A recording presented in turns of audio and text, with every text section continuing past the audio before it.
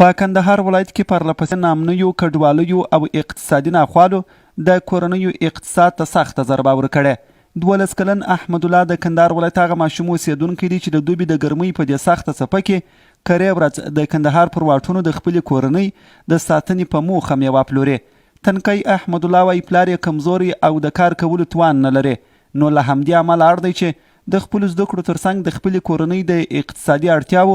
د پوره کولو لپاره درانه کارونه ترسره کړي. کار کولی شم مګر پلار مې سپل هغه سپینځلې دي پرله کړی دي، نورونه چې دي هغه مې کوچنیان دي، خو هم د دې پر سر هم اوس مکتبونه رخصت دي چې غرمې لخوا یې مکتب لري او د سهار لخوا مې لیړې کوي. اوس دا په دا لیړې اخته مکتبونه رخصت دي. د جون 11 په درنو کارونو د اخته ماشومانو نړیواله ورځ د کندهار د بشر د حقونو خپلواک کمیسیون سرپرست شمس الدین تنویر وایي دوی له کلونو راهیسې له درنو کارونو د کوچنیانو د ګرځولو او ښوونځیو ته د لیږلو په برخه کې له اړوندو ادارو سره ګډ کار کړی، خو په خبره لا هم کندهار کې د 100,000 په شاوخوا کې کوچنیان د درنو کارونو په ترسره کولو د خپلو کورنیو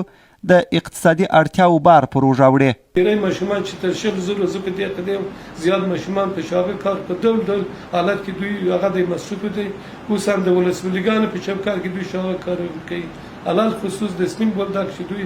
هغه د بندر په چوکات کې دوی شاغه کارونه کوي،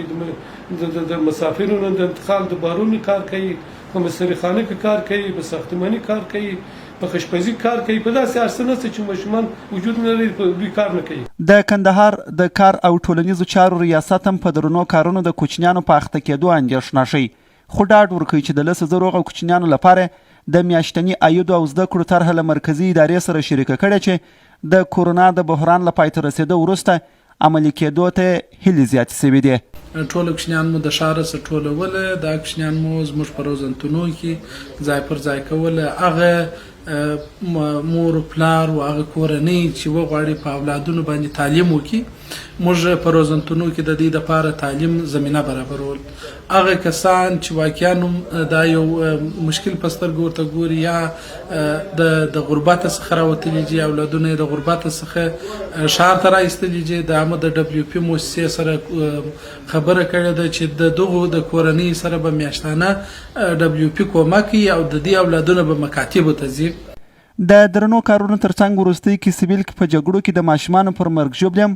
د انساني حقونو پالانو اندېښنه ښودلې او د جګړې له ښکیلو اړخونو څخه یې غوښتي چې د جګړې درېدو ته لومړیتوب ورکړي.